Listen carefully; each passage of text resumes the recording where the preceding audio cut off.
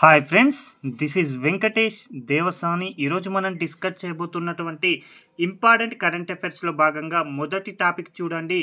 నీతి ఆయోగ్ పూర్తికాల సభ్యుడిగా రాజీవ్ గౌబా గారిని నియమించడం జరిగింది. కాబట్టి రాబోయే పోటీ పరీక్షల్లో నియామకాలకు సంబంధించినటువంటి ప్రశ్నలు అడగడానికి అవకాశం ఉంది. కాబట్టి చాలా ఇంపార్టెంట్ అండి. నీతి ఆయోగ్ పూర్తికాల సభ్యుడిగా 2025 మార్చి 25వ తేదీన రాజీవ్ గౌబా గారిని నియమించడం జరిగింది. ఇతడు జార్ఖండ్కు చెందినటువంటి 1982 బ్యాచ్ ఐఏఎస్ అధికారి అని గుర్తుంచుకుంటే సరిపోతుందండి. అయితే రాజీవ్ గౌబా గారు ఇదివరకు కూడా భారతదేశానికి సంబంధించి క్యాబినెట్ కార్యదర్శిగా కూడా 2019 నుంచి 24 సంవత్సరం వరకు పనిచేయడం జరిగింది. అదేవిధంగా కేంద్ర హోంశాఖ కార్యదర్శిగా కూడా పనిచేసినటువంటి అనుభవం ఉంది. అలాంటి వ్యక్తిని ఇటీవల కాలంలో నీతి ఆయోగ్ యొక్క పూర్తికాల సభ్యుడిగా నియమిస్తూ 2025 మార్చి 25న ఒక ఉత్తర్వులనైతే కేంద్ర ప్రభుత్వం జారీ చేయడం జరిగింది. కాబట్టి చాలా ఇంపార్టెంట్ అండి. అయితే నీతి ఆయోగ్ అంటున్నాం కాబట్టి నీతి ఆయోగ్కు సంబంధించినటువంటి మిగతా అంశాలని ఇక్కడ పరిశీలిస్తే నీతి ఆయోగ్ని ప్రణాళికా సంఘం స్థానంలో 2015 జనవరి 1వ తేదీన ఏర్పాటు చేయడం జరిగింది. అయితే ఇక నీతి ఆయోగ్కి చైర్మన్గా భారత ప్రధాని ఉండడం జరుగుతుందండి. ప్రస్తుతం నీతి ఆయోగ్ చైర్మన్గా ఎవరున్నారు అంటే భారత ప్రధాని అయినటువంటి నరేంద్ర మోడీ గారు ఉండడం జరిగింది. అదేవిధంగా ఉపాధ్యక్షులుగా లేదా వైస్ చైర్మన్గా ఎవరున్నారు అంటే సుమన్ బేరీ గారు ఉండడం జరిగింది. అదేవిధంగా నీతి ఆయోగ్ సిఇఓగా బివిఆర్ సుబ్రహ్మణ్యం గారు ఉండడం జరిగిందండి. అయితే నీతి ఆయోగ్లో పూర్తికాల సభ్యుడిగా రాజీవ్ గౌబా గారు ఉన్నారు అని అంటున్నాం కదా. గతంలో అంటే ప్రస్తుతం మిగతా పూర్తికాల సభ్యులు ఎవరు ఉన్నారో కూడా తెలిసి ఉండాలండి. వికే సారస్వత్ గారు ఉన్నారు. అదేవిధంగా రమేష్ చాందు, వినోద్ పాలు, అదేవిధంగా నూతనంగా రాజీవ్ గౌబా గారు ఉండడం జరిగింది. కాబట్టి మొత్తంగా నీతి ఆయోగ్లో పూర్తికాల సభ్యులు ప్రస్తుతం ఎంతమంది అంటే 4 గుర్తుంచుకోండి. వారి పేర్లను కూడా గుర్తుంచుకోండి. ఎందుకంటే ఎగ్జామ్ పాయింట్ ఆఫ్ వ్యూలో నీతి ఆయోగ్లో పూర్తికాల సభ్యుడు కాని వారిని గుర్తించండి, అయిన వారిని గుర్తించండి అని ప్రశ్న అడగడానికి అవకాశం ఉంది. కాబట్టి వికే సారస్వత్, రమేష్ చాంద్, వినోద్ పాల్, రాజీవ్ గౌబా ఈ యొక్క 4 ప్రస్తుతం నీతి ఆయోగ్లో పూర్తికాల సభ్యులుగా ఉండడం జరిగింది అని గుర్తుంచుకుంటే సరిపోతుందండి. ఇక మరొక అంశం, ప్రపంచంలోనే తొలి 3D ప్రింటెడ్ రైల్వే స్టేషన్ అనేది నిర్మాణం కాబోతుంది. కాబట్టి చాలా ఇంపార్టెంట్ అండి. ప్రపంచంలోనే తొలి 3D ప్రింటెడ్ రైల్వే స్టేషన్ను ఏ దేశంలో నిర్మించబోతున్నారు అంటే జపాన్ దేశం అని గుర్తుంచుకుంటే సరిపోతుందండి. డైరెక్ట్ ప్రశ్న అడగవచ్చు, ప్రపంచంలోనే తొలి 3D ప్రింటెడ్ రైల్వే స్టేషన్ను ఏ దేశం వారు నిర్మించబోతున్నారని అడగవచ్చు. కాబట్టి జపాన్ దేశం అని గుర్తుంచుకుంటే సరిపోతుందండి. అయితే ఈ యొక్క 3D ప్రింటెడ్ రైల్వే స్టేషన్ని కేవలం 6 గంటల్లోనే నిర్మించబోతున్నారు. అయితే ఈ యొక్క స్టేషన్ యొక్క చుట్టుకొలత 108 చదరపు అడుగులండి. చాలా ఇంపార్టెంట్ అండి. ఈ యొక్క రైల్వే స్టేషన్ని కేవలం 6 గంటల్లోనే నిర్మించబోతున్నారు. అయితే ఈ యొక్క రైల్వే స్టేషన్ యొక్క చుట్టుకొలత కనుక పరిశీలిస్తే 108 చదరపు అడుగులని గుర్తుంచుకుంటే సరిపోతుందండి. అయితే ఇది జపాన్ దేశంలో ఎక్కడ నిర్మించబోతున్నారు అంటే ఒకాసా, అంటే జపాన్లో ఒక నగరం అయినటువంటి ఒకాసా నుంచి 60 మైళ్ళ దూరంలో ఉన్నటువంటి దక్షిణ వకాయామా ప్రావిన్స్లో నిర్మించబోతున్నారు. కాబట్టి చాలా ఇంపార్టెంట్ అండి.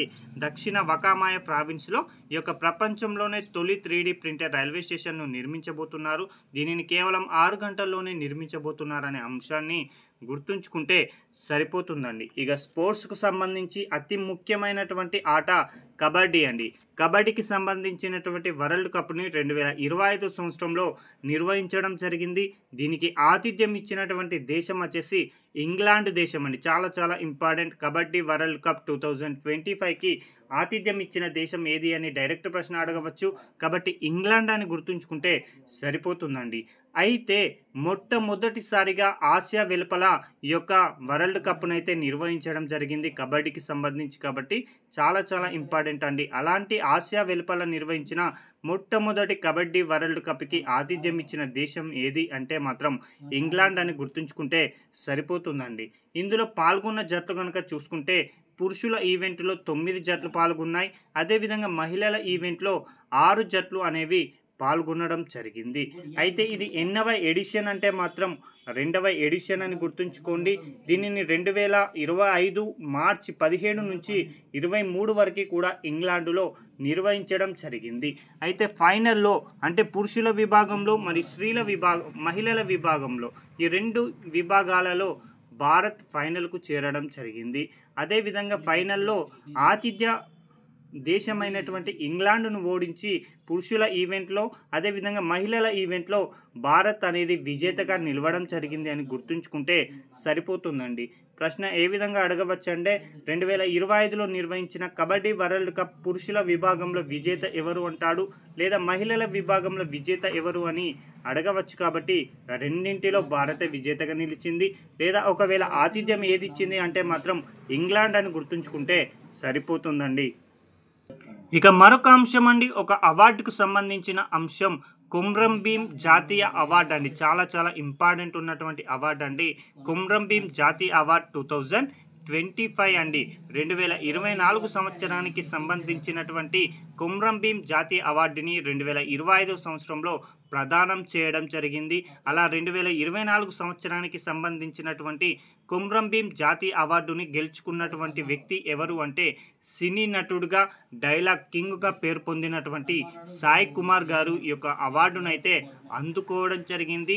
ఎందుకోసం అంటే అతని యొక్క సినీ ప్రస్థానం మొదలై 2025 సంవత్సరానికి 50 సంవత్సరాలు అనేది పూర్తయిన తరుణంలో అతనికి ఒక అవార్డు ఇచ్చి సత్కరించడం జరిగింది. కాబట్టి చాలా చాలా ఇంపార్టెంట్గా గుర్తుంచుకోండి. కొమ్రం భీం జాతీయ అవార్డు 2024 గ్రహీత ఎవరు అంటే మాత్రం సాయి కుమార్ గారు అని గుర్తుంచుకోండి. ఇతనికి నగదు పారితోషికంగా 50,000 రూపాయలను కూడా అందించడం జరిగింది. అదేవిధంగా ఈ యొక్క అవార్డుకు సంబంధించి సెలక్షన్ కమిటీ ఉంటుందండి. అంటే ఈ అవార్డుని ఎవరికి ఇవ్వాలి అవార్డును ఎవరికి ఇవ్వాలి అని ఒక సెలక్షన్ చేసే కమిటీ ఉంటుంది. అలాంటి కమిటీకి చైర్మన్గా సి పార్థసారథి గారు ఉండడం జరిగిందండి. ఇదివరకు ఈ యొక్క కొమ్రం భీం జాతీయ అవార్డును గెలుచుకున్నటువంటి సినీ ప్రముఖులను కనుక పరిశీలిస్తే రచయిత అయినటువంటి సుద్దాల అశోక్ తేజ, అదేవిధంగా అల్లాని శ్రీధర్ గారు, అదేవిధంగా నటుడు రాజేంద్ర ప్రసాద్ గారు, అదేవిధంగా మరొక రచయిత గూడ అంజయ్య గారు కూడా ఈ యొక్క కొమ్రం భీం జాతీయ అవార్డులను అయితే దక్కించుకోవడం జరిగింది. కాబట్టి చాలా చాలా ఇంపార్టెంట్గా గుర్తుంచుకోండి. ఇక మరొక అంశం అండి, తవస్య నౌక జలప్రవేశం అనేటువంటి ఒక వార్తనైతే మనం ప్రముఖంగా వార్తాపత్రికల్లో చూడడం జరిగిందండి.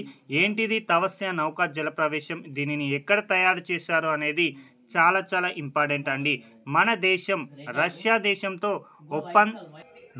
దేశంతో ఒప్పందం చేసుకున్నటువంటి 4 క్రివాక్ శ్రేణి స్టెల్త్ ఫ్రిగేట్లలో చివరిదైనటువంటి తవస్య 2025 మార్చి 22న జలప్రవేశం అయితే చేయడం జరిగిందండి.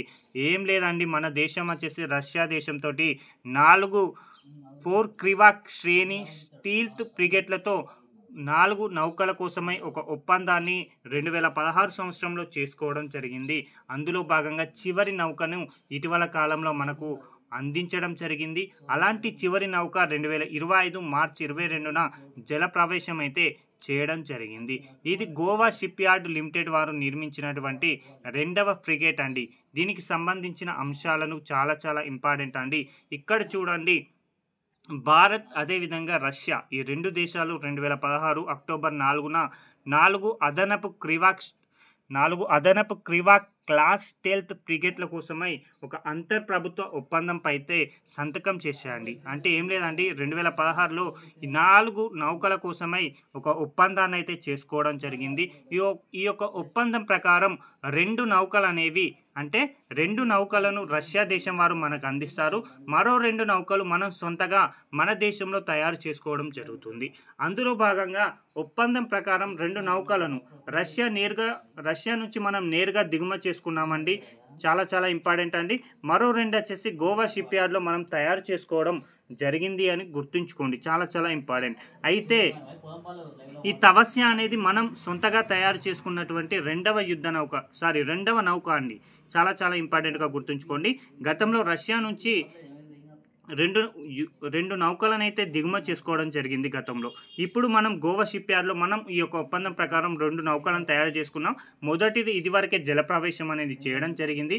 ప్రస్తుతం మరొకటి అయినటువంటి తపస్య అనేది 2025 మార్చి 2న గోవాలో తయారు చేసినటువంటి తపస్య నౌక జలప్రవేశం అయితే కావడం జరిగిందండి. అయితే భారత్‌లో తయారైన మొదటి నౌక త్రిపుట్ అండి. అదే రెండవది వచ్చేసి తపస్య.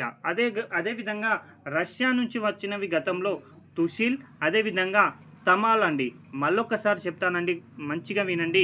మనం రష్యా దేశంతో 2016 సంవత్సరంలో 4 అదనపు క్లాస్ స్టెల్త్ ఫ్రిగేట్ల కోసమై ఒక ఒప్పందాన్ని చేసుకున్నాం. ఈ యొక్క ఒప్పందం ప్రకారం 2 నౌకలను రష్యా నుంచి నేరుగా దిగుమతి చేసుకోగా మరొక 2 నౌకలని మనం సొంతగా తయారు చేసుకున్నాం. ఇందులో మొదటిది గోవా షిప్ యార్డ్‌లో తయారు చేసినటువంటి గతంలోనే జలప్రవేశం చేశారు. దాని యొక్క పేరు వచ్చేసి త్రిపుట్ అండి. రెండవది 2025 మార్చి 2న జలప్రవేశం చేశాము.